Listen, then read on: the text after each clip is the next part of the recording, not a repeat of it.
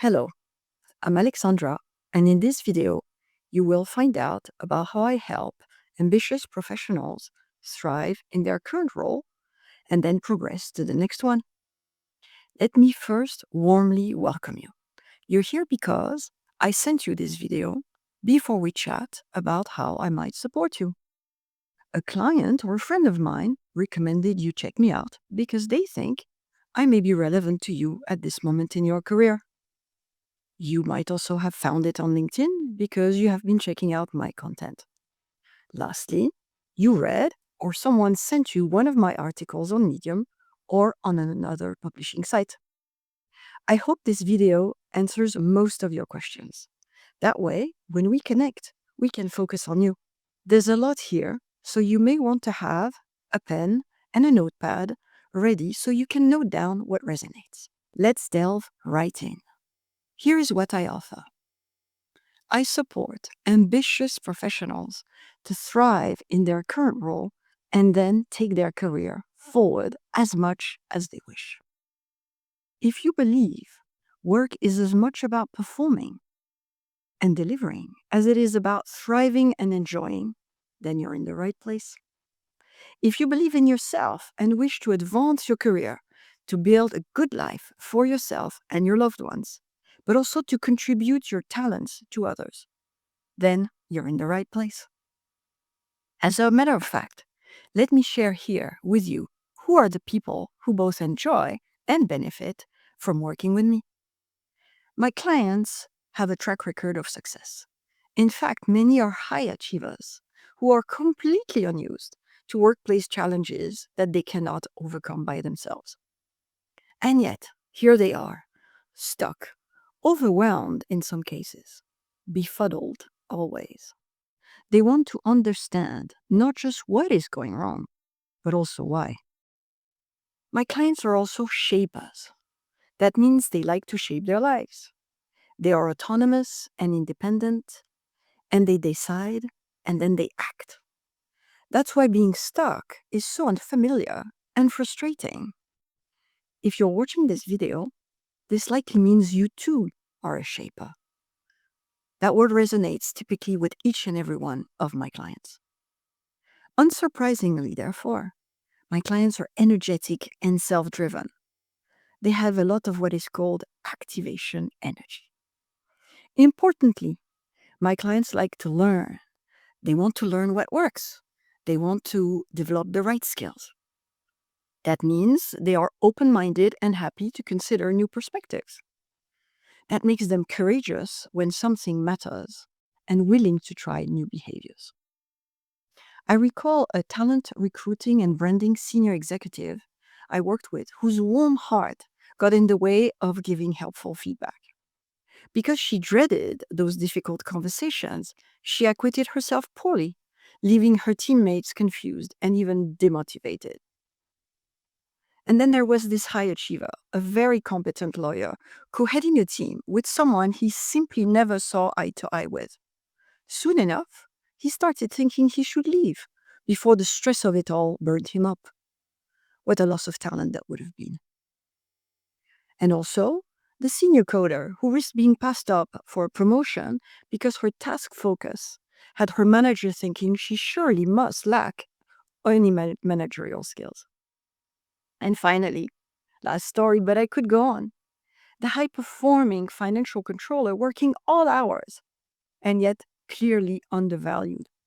It took her burnout for her manager to miss her. So many stories are near misses, but thankfully, every story has a happy end. In each case, it was my honor to support an ambitious professional to thrive in their current role and then take their career forward as they wished. This is why I get up in the morning. I get to support your ambition to thrive and advance. Before I tell you more about my process in detail, let's agree a few concepts, shall we? What do I mean by thrive and advance anyway? Let me tell you first about thriving by contrasting it with surviving. For me, there are two ways one can survive in the office. The first one is when you work and work and work. But it's like that warrior mountain who gave birth to a mouse, a lovely Iranian proverb. Your output is low impact. Your manager seems to take you for granted instead of being impressed. Your colleagues appreciate your help but aren't particularly grateful. You feel unseen. You may even start doubting yourself. In the worst case scenario, you burn out trying to prove yourself. A fair number of my clients survive that way. And after they've tried everything and still don't thrive, our paths finally cross. The second way of surviving is when you coast. It's all too easy, really. At first, the more relaxed pace feels wonderful, but your bored mind soon threatens the flatline. You're at risk of bore out. I confess, it's rarer that someone bored comes my way. Thriving is when you neither struggle nor coast. Instead, you are firing on all cylinders because you're enthusiastic. Your mind is stimulated. Psychologists call it flow. What you produce is valued. What you deliver has impact. People know about you. When you're thriving, you're now in the best position to take your career forward. This is where another large part of my client base comes from. Does that make sense? What about you? Are you surviving or thriving? Are you struggling or coasting? You may want to pause this video and take a moment to reflect about where you're at. Let's now look at advancing.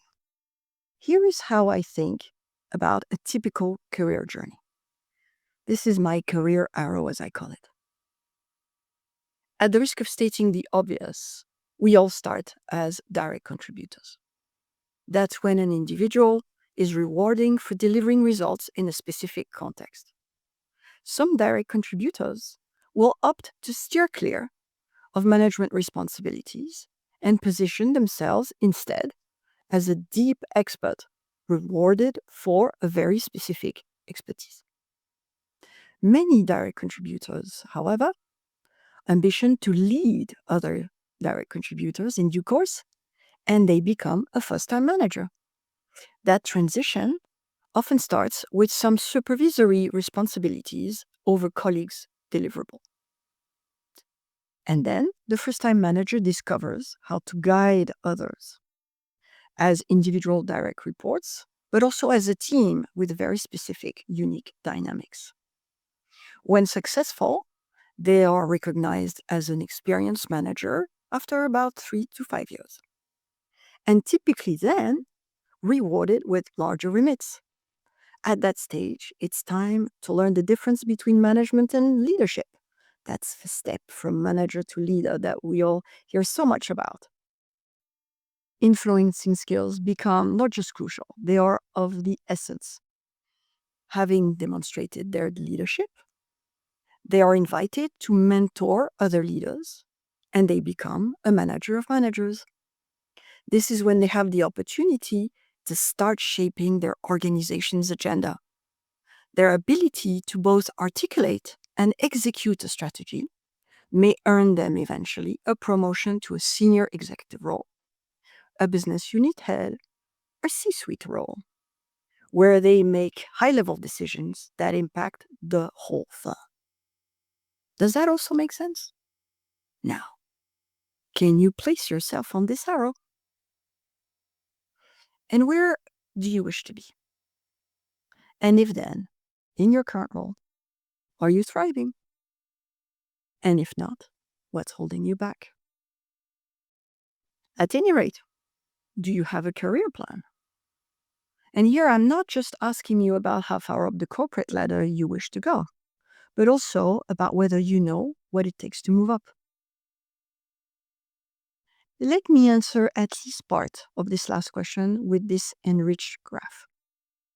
My career arrow, and then some keywords. So, why did I supplement my corporate arrow with a series of keywords? Let me briefly elaborate on each of these keywords in order to illustrate that a continuous change in deliverables over time is part of what it takes to move up from one stage to the next. At the doing stage, indeed, you deliver quality work. You must do that. Collaborate with peers. Keep your manager informed. And towards the end of that tenure, sometimes you are invited to supervise some of your colleagues, some of your peers' work.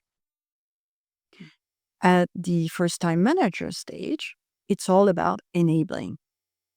You have to set clear goals for the team at large, but also appropriately delegate work to each member of your team. You have to start to give feedback very effectively. And last but not least, you must absolutely represent, be an ambassador for your team, and advocate for your team as well, so that it is understood, well perceived, valued, trusted, and it receives the right kind of work.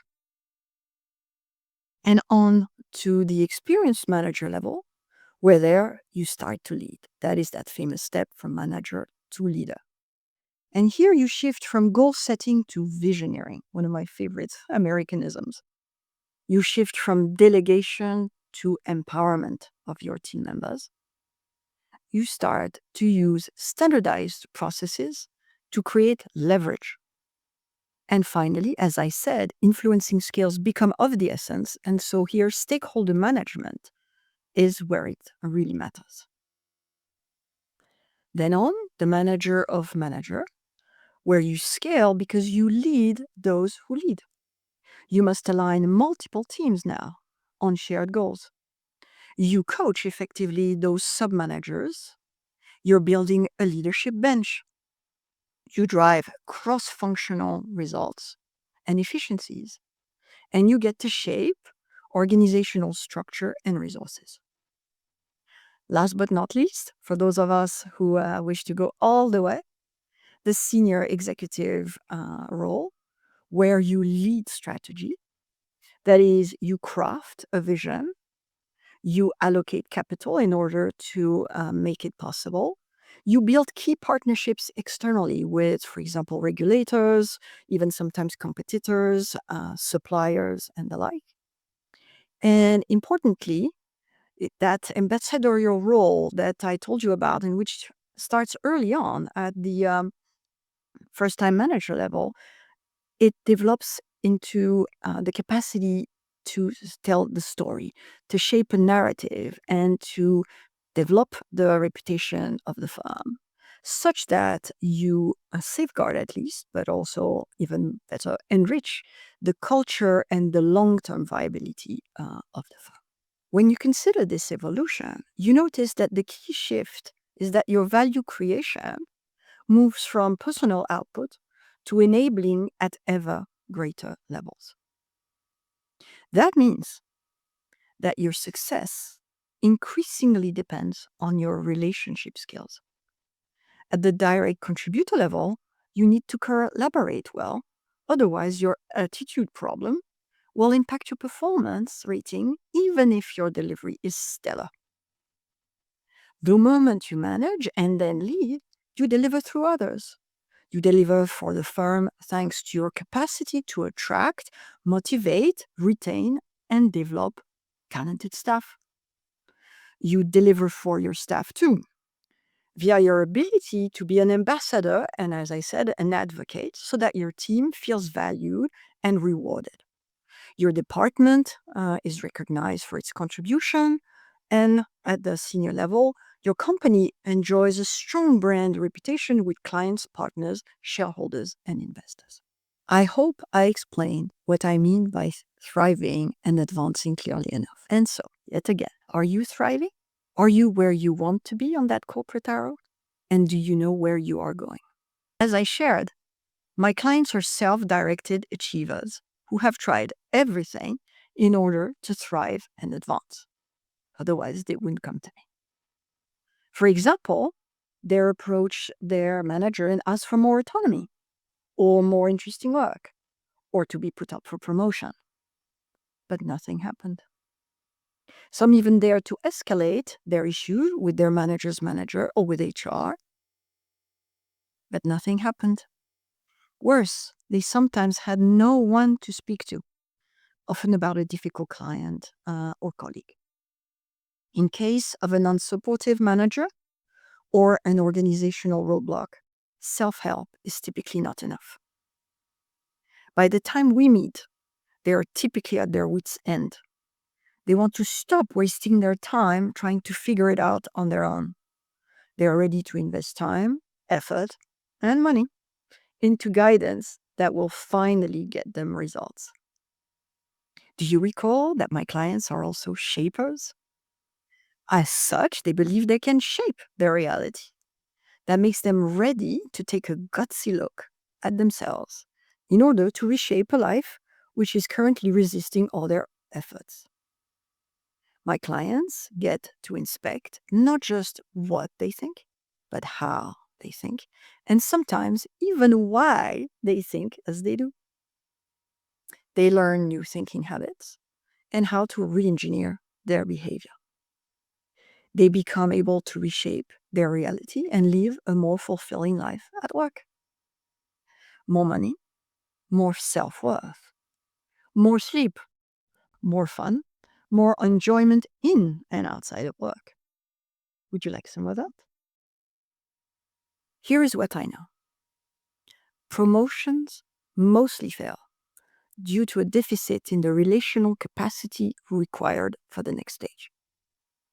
It is a simple but unfortunate truth, and let me say it again. It is your relationship skills, not your technical abilities, which make or break your career. I have experienced it firsthand, time and again, during my 20 plus years in corporate employment.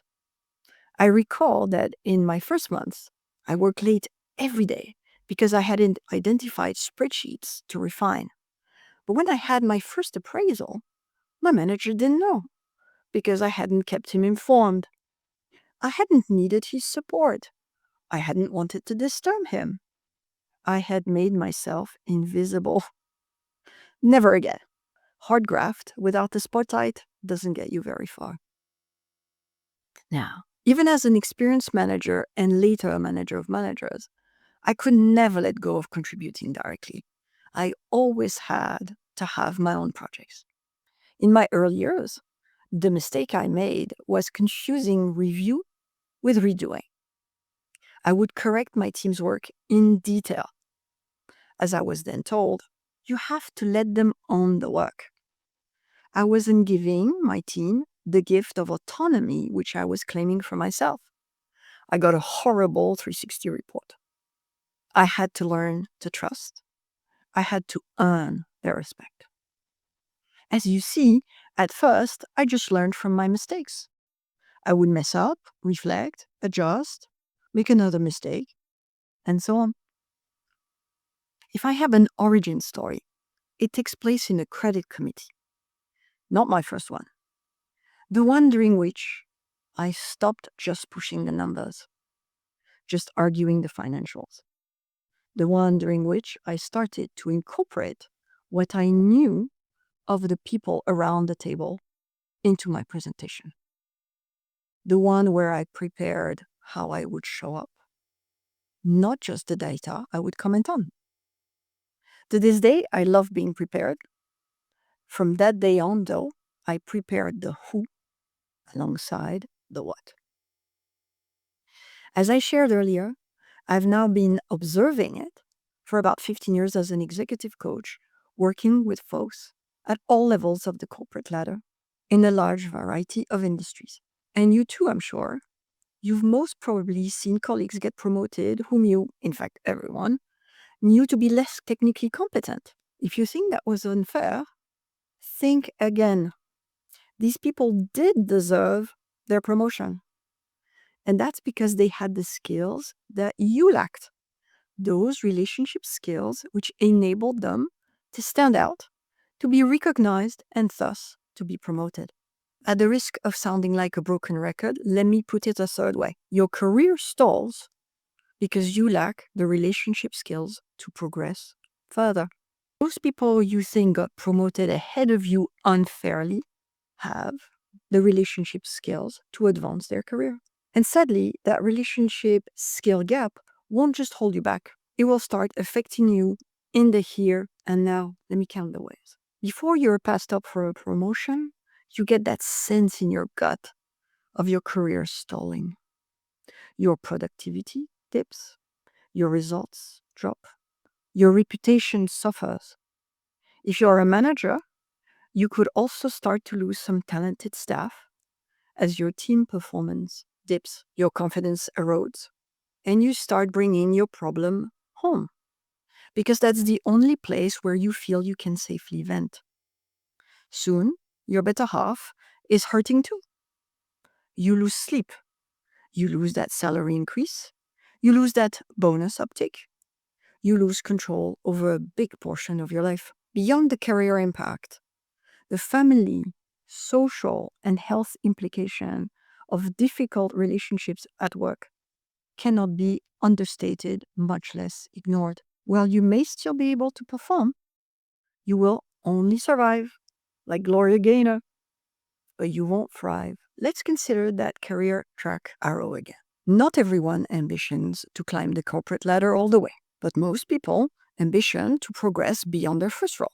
As I said, I absolutely believe that it is your relationship skills, not your technical abilities, which make or break your career. That means that any promotion will require that you acquire and then demonstrate you are competent with a specific set of relationship skills to deserve that promotion. If you don't build up your relationship skills over time, what I call relationship friction will start slowing you down, then stall altogether your career progression. Relationship friction is the everyday resistance that builds up with your colleagues, and that can include your manager, but also with clients, internal or external. It's the growing resentment and resulting tension created by misunderstandings, disagreements, and disappointments. Literally like friction between moving parts. It generates heat in the form of emotional stress and wastage, which affects time and goodwill. Like a machine can grind to a halt, your career stalls when you lack the relationship skills to progress further. To steadily combat relationship friction, you will need a growing set of relationship skills, which I call relationship wisdom. Here's how it works. You recognize my arrow, of which I am clearly very fond, and then I've added some steps about thriving and advancing. It is a bit of a busy graph, I completely concede the point, but its core idea is simple, and let me walk you through it step by step. Again, each career stage requires a certain set of relationship skills. Skills to form and nurture relationships in the office. I call each set of skills, as you can see, a pack. Each pack is different at every career stage. You can see the first pack for the direct contributor stage, and so on. The skill building is additive. You need to master pack 1 before you can build pack 2. Each pack allows you to thrive in your current role. That pack will also enable you to move laterally. But if you ambition to take the next step, and at the risk of sounding like a bit of a broken record, but hopefully repetition in this case can also be a virtue, you will need to demonstrate that you already master some of the skills in the next pack in order to win that promotion, in order to be eligible for it, and then win it. And that's a good thing. Imagine if you were promoted to the next stage without having any of the relationship skills needed for that next role. If you had none of the skills in the next pack, you would struggle very badly. And if you had been thriving, which I'm going to assume, in the previous role, then suddenly you would drop, definitely so, from thriving to surviving in the role that you're promoted into. Surely not a great game plan. So to thrive at the experienced manager level, as you can see, you would have to master PAX 1, 2, and 3. And this would position you well for a promotion to manager of managers, for which you would need to demonstrate you already master at least some of the skills in PAC 4. In a nutshell, these are my octopuses. Relationship friction will hold you back. It will hurt your career, your social and family life, and your health and your sleep. Relationship wisdom, in contrast, is the only antidote, at least I know, to combat effectively relationship friction. I can help you develop the right relationship skills for each of your career stages. Now, another question. Do you feel equipped today with the right relationship skills for this particular stage of your career? If you feel that your manager does not value you as they should, if you believe you lack visibility despite a strong contribution, then no. If you wonder what makes your colleagues or your clients tick, if you're unsure how to read the room, if you find it hard to win people over and get their buy-in, if you avoid conflict at every opportunity, if you struggle with someone you have to work with often, then no. If you cannot seem to land a new role even within your company, if you're not getting interview callbacks even though your CV is strong, then no. If you worry about change in your organization, if you worry that AI may come for your job, if you feel trapped in your role, if you're simply going through a rough patch, then no. Painful, right? And I could go on. Let's shake off this negative energy. It's now time for me to tell you about the process that I would be taking you through if we were to work together. Working together, you will identify those difficult work relationships that are getting in the way of you thriving today. And then acquire the relevant relationship skills, resolve your particular relationship issues in the here and now so that you can go from surviving to thriving. Alternatively, you will discover which relationship skills you are missing for your next step. And then develop these particular relationship skills so that you can finally advance and get to thrive in the next role rather than just survive. In any event, you will build up and refine over time your unique relationship wisdom. Let's unpack this. Here's my definition of relationship wisdom. Relationship wisdom combines the skills of emotional intelligence, social awareness, and strategic communication. Everyone knows these corporate buzzwords, so let's look a little bit more closely at what they mean. And in fact, not just at their definitions, but rather at the benefits of mastering the skills they cover, as well as, conversely, the consequences of lacking or not being fully competent in those skills for the role you're in. This may feel uncomfortable, but the stakes are too high to be in denial. In this Venn diagram, you will see that I've positioned relationship wisdom at the center. And that's because relationship wisdom is the sweet spot of what I call productive influence. This is the spot where you are true to yourself, know how to relate effectively. That is to say, you know how to build and then nurture relationships over the long term. And you can translate your relationship skills, your growing relationship wisdom, into something productive for yourself, by implication for your family and loved ones, and of course for your organization, starting with, but by no means limited to, your team members. Let's look at each of the components of relationship wisdom. Emotional intelligence. Wow, what a buzzword. Here's my definition of it. I see emotional intelligence as the ability to recognize and manage emotions, your own, but also those of others. As a result, when you have emotional intelligence, it enables you to stay calm under pressure, to appreciate others' viewpoints, and to negotiate. Core relationship skills, that negotiating. And one of my favorite, influence successfully, get buy-in by building consensus. Emotional intelligence also facilitates personal reflection and learning from past emotional experiences. Now, social awareness. I define it as the ability to understand and navigate even complex social situations.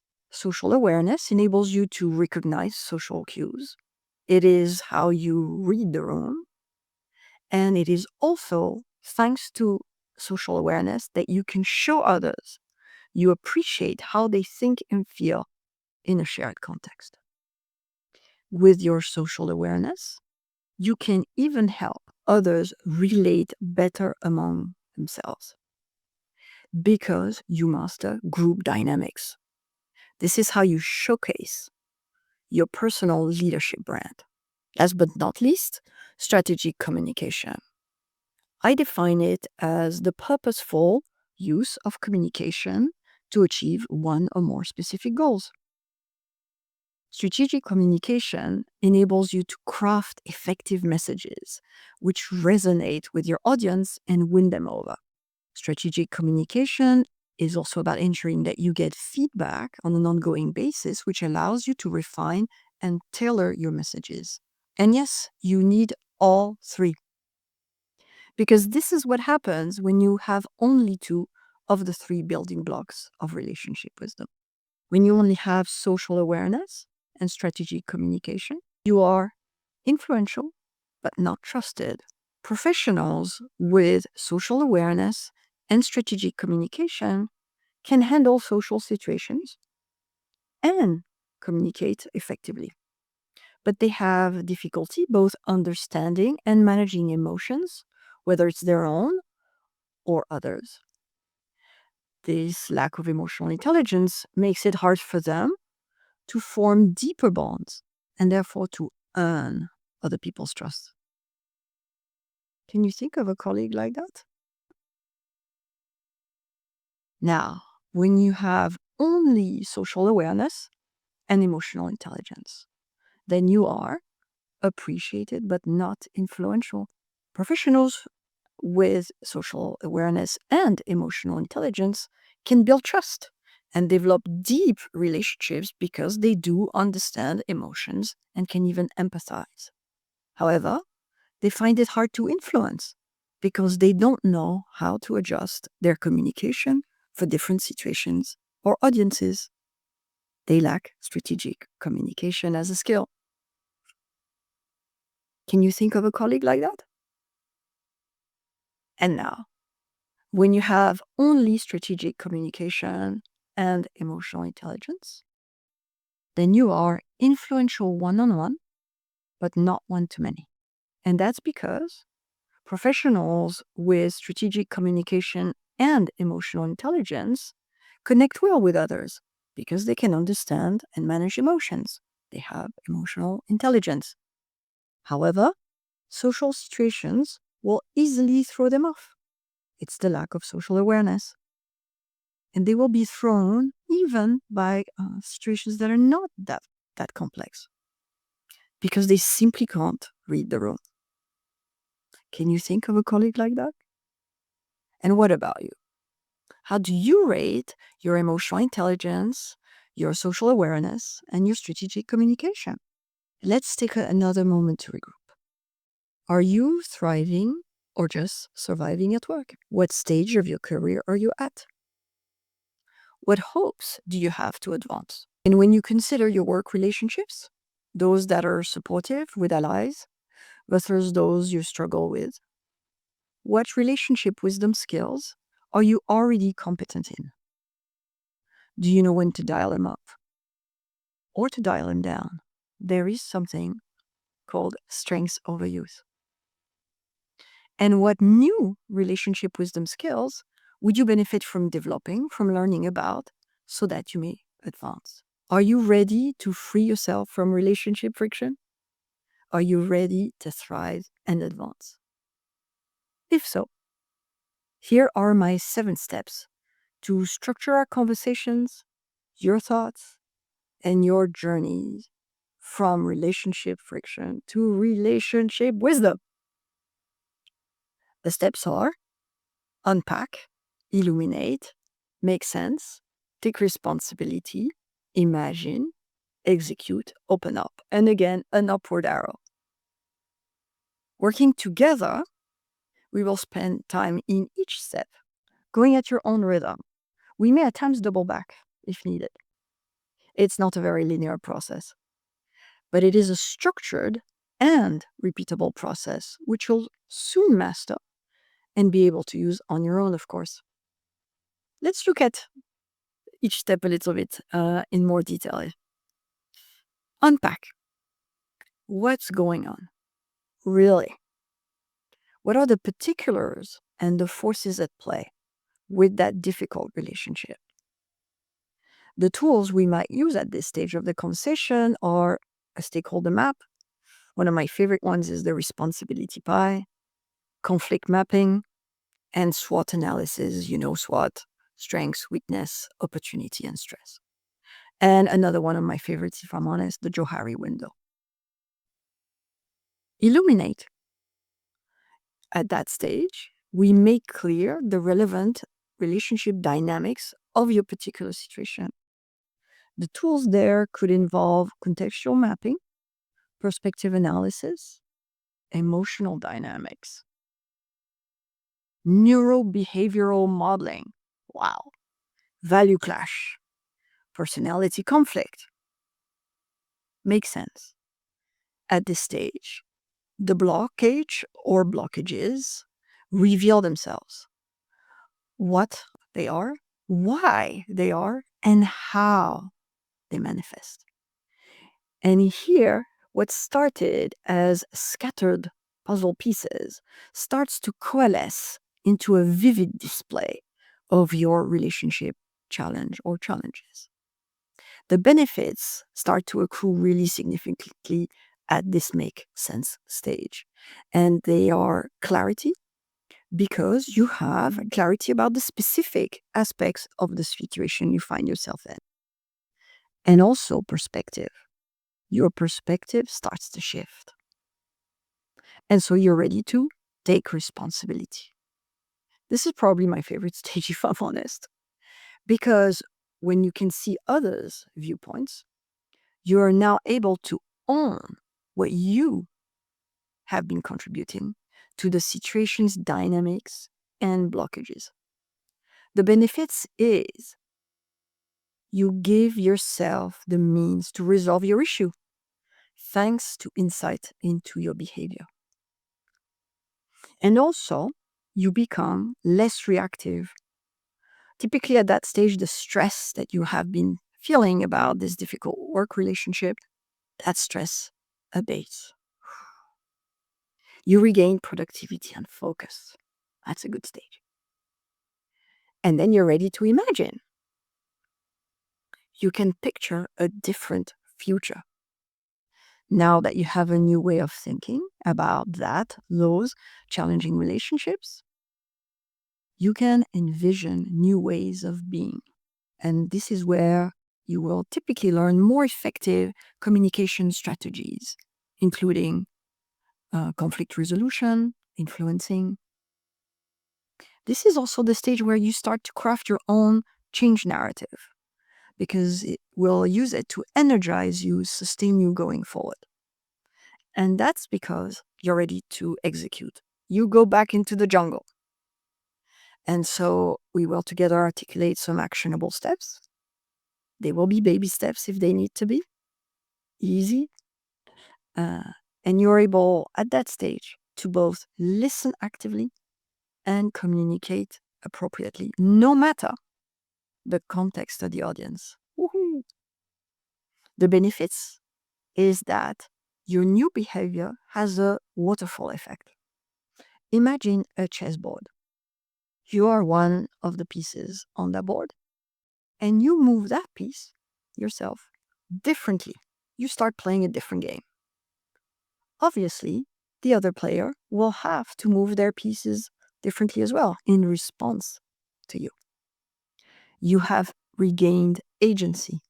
You feel empowered again. Last but not least, open up. Because you see, once you've done all of that, once you've stepped out of what seemed like a completely closed impasse, you can see, you can realize how much broader the range of your possible is now. You can realize that what you have learned, in fact, affects, benefits a much larger swath of your life. And you can take yourself to the next level. You can raise the bar on your ambition. Are you ready for that transformation? If you made it all the way here, you're most likely like all of my lovely clients. You are an achiever, a shaper who's not fully thriving or not advancing as you wish. I have now shared with you all the building blocks of the process I would take you through so that you build out those relationship wisdom skills with which to first thrive or advance or both. Can you think of any reason why this process wouldn't work for you too? Let me now round off this video with some next steps. If you already have a call booked with me, you're all good, and I look forward to connecting with you very soon. And thank you so much for taking the time to watch this video. It will be very beneficial to our conversation. If, after watching this video, you would like to have a conversation with me, you don't have a call booked yet, and you would like to see if we like each other, and if we both believe that I might be able to help you get where you want, just click one of the buttons below this video and schedule a call to chat with me personally. If you're still on the fence, then there's another button below this video which will take you to my testimonials page. In fact, you have a few testimonials there, a little sprinkle, but there's an entire page devoted to my clients' testimonials. I have quite a few of them by now. And there you can discover how clients who have worked with me have benefited from our collaboration. You can hear it directly from the horse's mouth. Finally, if you just have questions that you would like to ask me first, then there is yet again a button at the bottom of the page, and you can use it to send me an email, and I will, of course, answer. Alternatively, you can also click on yet another button, a plethora of options of buttons, so that you can contact me via LinkedIn, for example, via email, if you prefer. With all that said, thanks again for watching. I hope the video was indeed helpful, and I look forward to connecting with you soon.